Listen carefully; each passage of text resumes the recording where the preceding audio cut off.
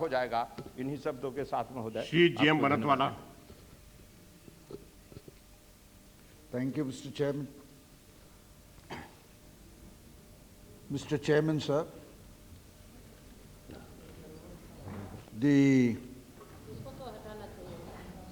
this bill is nothing but an attempt on the part of the government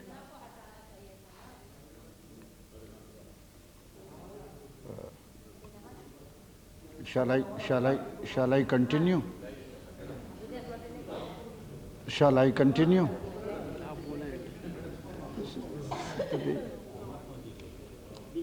Mr. Chairman, sir, this bill is nothing but an attempt on the part of the government to run away from its responsibility or liability. And I must take, and I do take, strong exception to this particular thing. Whether it is the question of UTI 1 or UTI 2, finally a device has been found out. Finally a device has been found out by the government to run away from its responsibility. Sir, it should be clearly understood that it was because the UTI was related to the government. It was because of the perception that was allowed to grow that UTI has the backing of the government, that those of the middle class, the senior citizens, such weaker sections entrusted their savings to the UTI. And now finally the government wants to run away from the responsibility. Of course, the government has been very candid in saying that the twin objectives of the bill is, number one, for the government to restrict its liability, and number two, for the government to distance itself from the UTI. The UTI will be bifurcated into UTI 1 and UTI 2. In the case of UTI, the government wants to restrict now its responsibility. All this in the case of UTI 2, the government wants to simply wash away totally and entirely its hands. This is an economic fraud by the government being played upon the helpless people like the middle class, the senior citizens, and such other people. On the basis that the UTI has the backing of the government, they entrusted their hard-earned money to the UTI. And now at this critical juncture, the government wants to wash away its hands. There is no question. Economic propriety lies in it that the government must accept full and complete responsibility for all the units, plans, and schemes of the Unit Trust of India, and not try to jettison the weaker people who have been led down the garden path. Mr. Chairman, sir, the government has tried to do this through an easy route, the ordinance route, trying to get away from the strict scrutiny of either this House, also the Standing Committee, and so on. Everyone has spoken about the undesirability of this ordinance Raj that we are having. The government is promulgating ordinance after ordinance, an ordinance even on the eve of of the session. But this undesirability of the ordinance route is doubly compounded in the case of the present UTI ordinance. The UTI ordinance, the undesirability is doubly compounded because this ordinance repeals an act of Parliament, an act that was adopted by the Parliament after due deliberation is sought to be repealed through an ordinance. Wherein now lies the sanctity of this House, I ask, Mr. Chairman? Wherein lies the sanctity of the Parliament? Wherein lies the sanctity and respect of this House when legislative measures adopted by this House are to be summarily repealed through an ordinance? This therefore, and here also the question of an ordinance that deals with the question of the hard-earned savings of the middle class, of the citizens and such other people. They have been totally devastated. Charitable trusts and institutions, because of the perception that the UTI has the government backing, invested their corpus in the UTI. And today even these trusts and charitable institutions have suffered great loss because of the erosion of the net asset value. What does this loss to them mean? It means curtailment in their charitable acts with respect to the poor people. On the one hand, dearth of social security measures, and on the other hand, impairing the financial capacity of the charitable institutions and the trusts also to look after the poor people. I must take, and I do take, strong exception to the bill and also to the ordinance. Sir, the bill cannot turn a Nelson's eye. Sir, I have just begun. Let me place my point of view across. Sir, the bill cannot turn a Nelson's eye to the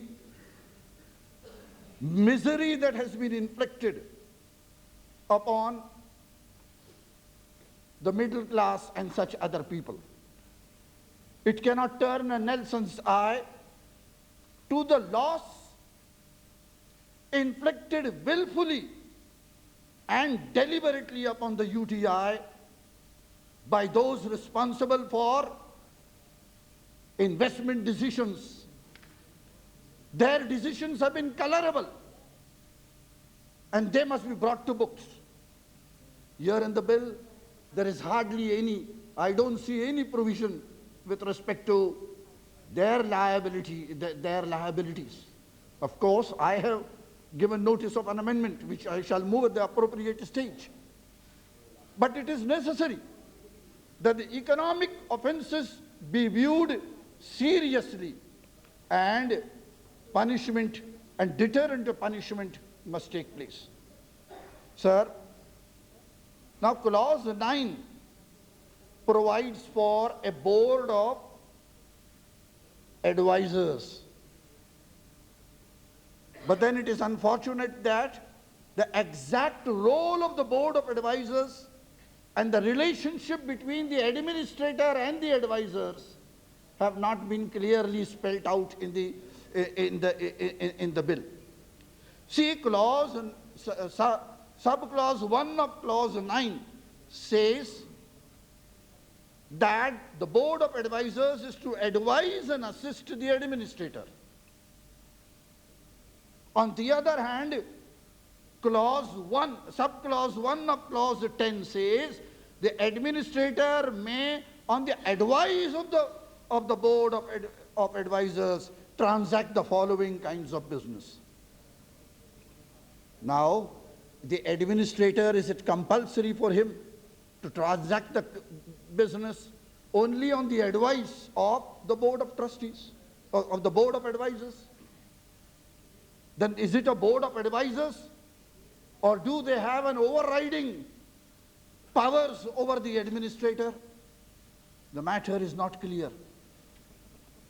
Wherein lies the overriding powers, with the administrator or with the board of advisors? Sir, in the past we have also come across situations where this concept of the board of advisors has never worked harmoniously and properly, and it has been difficult to fix the accountability also. This matter needs a further study and clarification on the role between the administrator and the board of advisors.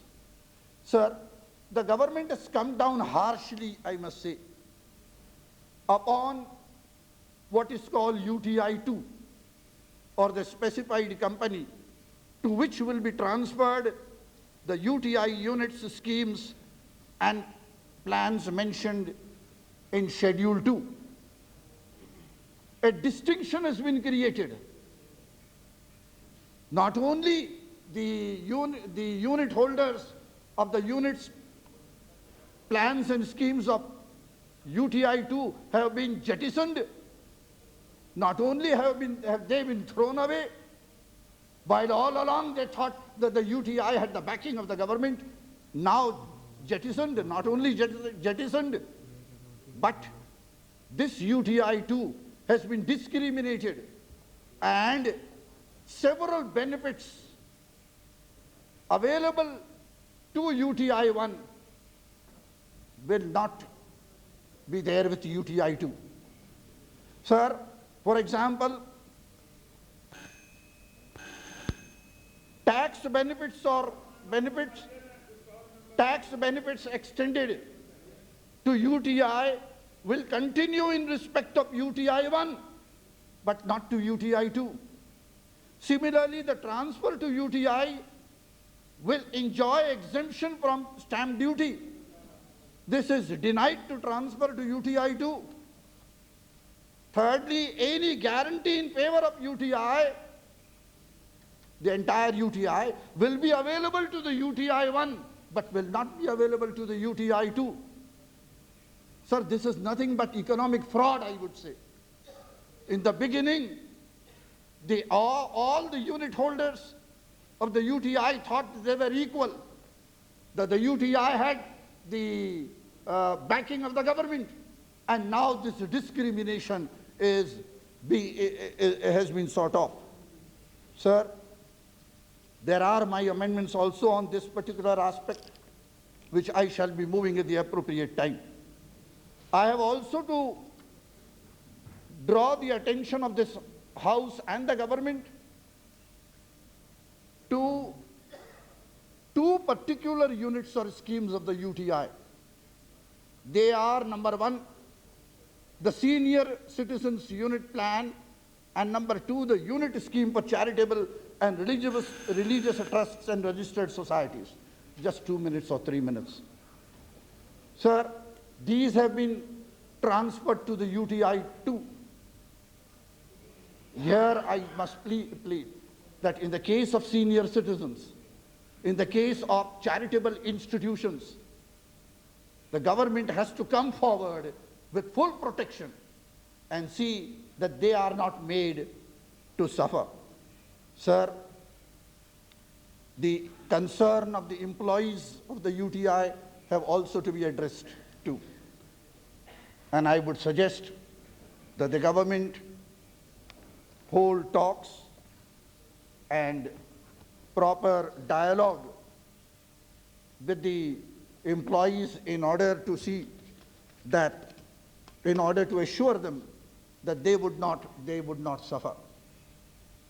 Mr. Chairman, sir, the eclipse or the disappearance of the giant like UTI, which was a trend setter in capital market, will be to the benefit of only the private undertakings and multinationals in our country.